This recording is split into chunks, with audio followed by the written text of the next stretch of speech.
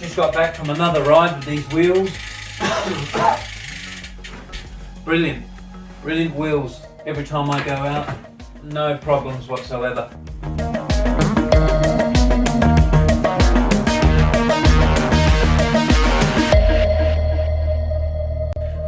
Time for a review of these Chinese carbon wheels. These are not Eastern wheels. I chose to put the stickers on myself. There's a separate video on how I did that, showing you how you can put your own stickers on. These wheels are actually Yoleo wheels. I'm not sponsored by anyone. I paid the full price out of my own money for this product, so I'm quite prepared to give the thumbs down if needed, or thumbs up, no matter where the product is made and comes from. This is important because you need to know about products. I paid $800 for these wheels, including postage. That's not the cheapest carbon fibre wheels on the market, but it's by far nowhere near the most expensive. What sort of wheels are they? They're full carbon fibre. They're a clincher, 25mm wide, 60mm deep. They have Pilar brand or Pillar brand, I'm not sure how you say it, spokes, bladed, and they're a J-bend spoke, which means it hooks through the hub with the head on the end of the spoke, as spokes have done for many decades. The hubs are Novatec. This front one is an A271SB sealed bearing, and the rear one is Novatec F372SB, both sealed bearing, 10 speed. So how far have these wheels done to date? Well, I've had them for about a year, and my Strava says I've done 6,500 kilometres on these wheels. As for the terrain, the wheels have done pretty much everything from flat riding to lots of hills, fast downhills as well. And if you know anything about the country roads in South Australia, they're not exactly the smoothest of riding. So they've certainly had their testing. As for the hubs, still very, very smooth, very nice. And even the rear one, still very smooth. Yep. I've never trued these wheels. I've never touched the spoke with the spoke spanner at all. They've been pretty much 100% maintenance free. So we'll put them in the jig now and have a look if they're still very true. Viewing it from this angle, the reflection of the truing stand's indicator on the brake surface effectively doubles the visual amount of wobble of the rim. I later measured it with a steel ruler, and it came to about 2 to 3 millimeters. As for a lateral buckle, it was imperceptible.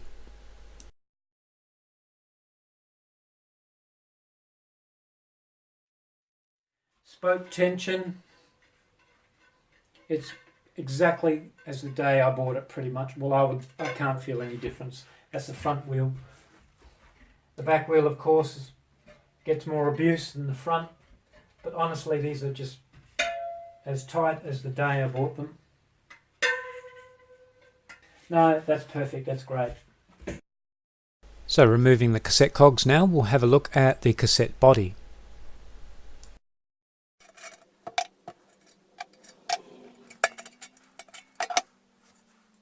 And there's the remainder of the boating grease I put on.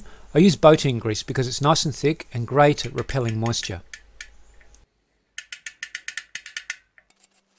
Now we'll clean that grease off.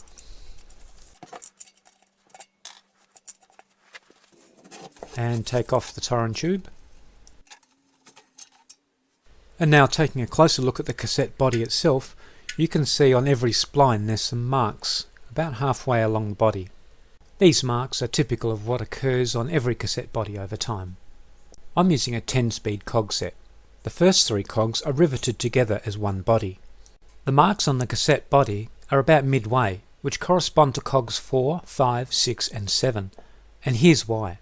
Cogs 4, 5, 6 and 7 are the thinnest of the cog set, and when your force is exerted by the chain onto the cog, those cogs are more apt to dig into the body than the thicker cogs.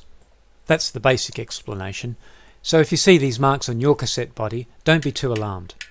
Here's a fun way to check out to see if your wheel is evenly tensioned. Just grab a tie lever, plastic tie lever, and tap your spokes, and your ear is good at picking up differences in tone, so just go around and tap them.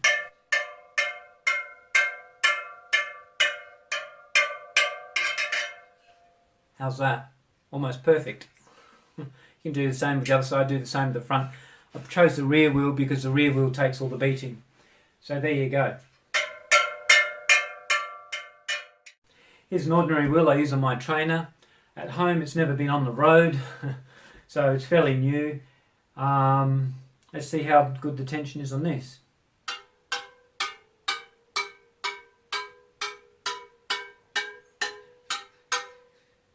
There's a difference. That's a low one.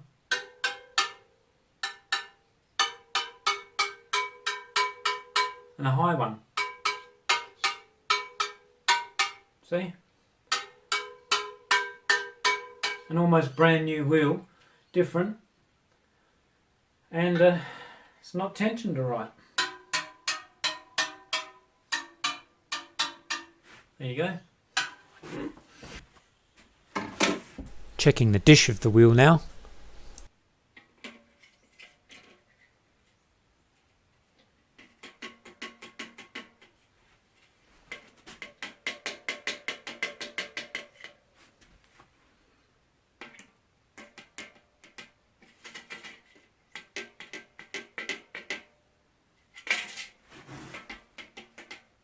And that's fine.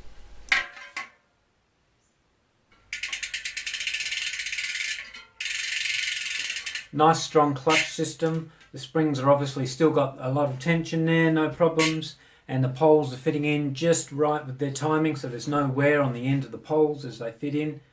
Nice and strong, no problem, nice and positive, no grip, nice and smooth. Very happy, very good.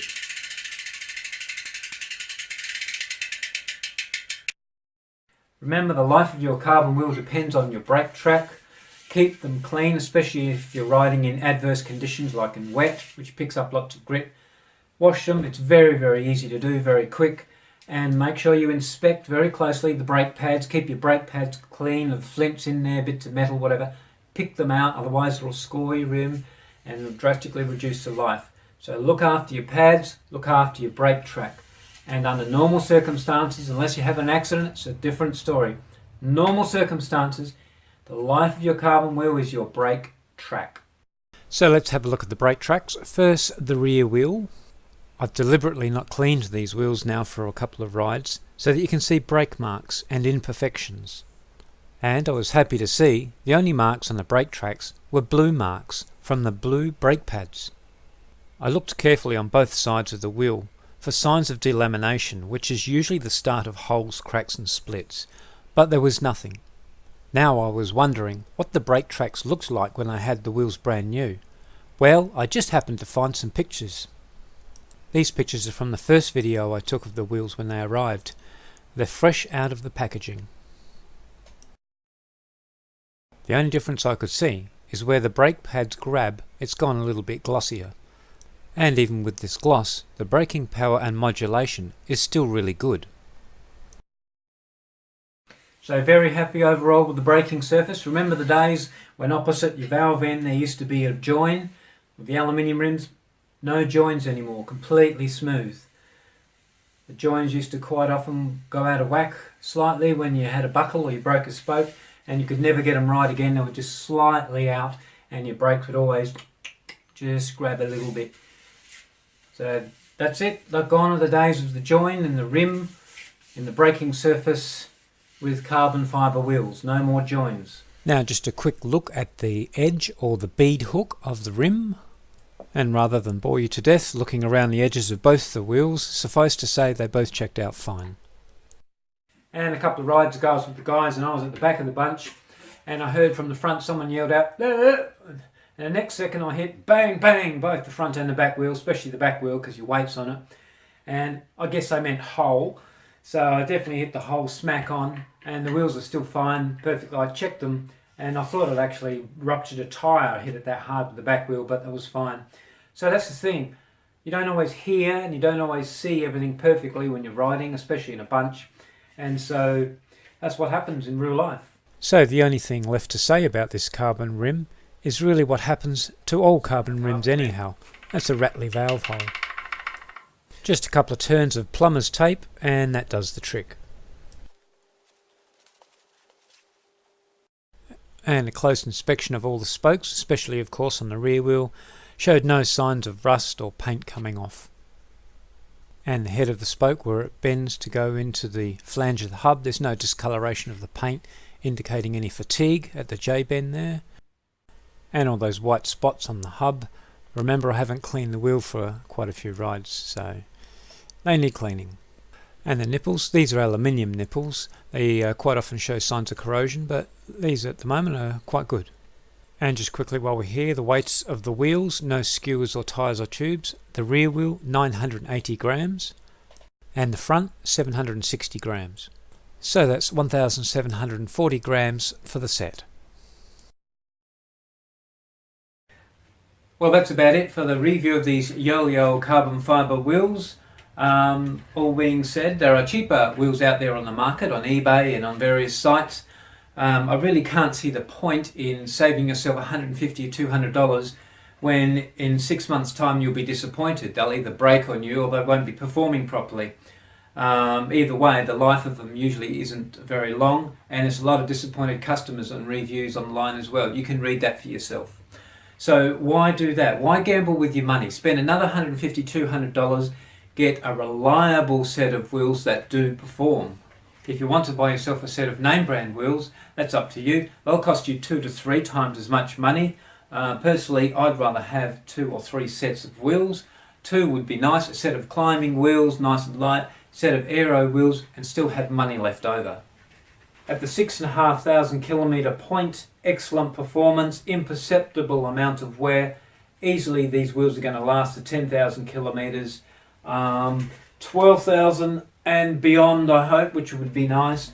I will see you in a year's time about these wheels. I would say at the 12,000 kilometre mark.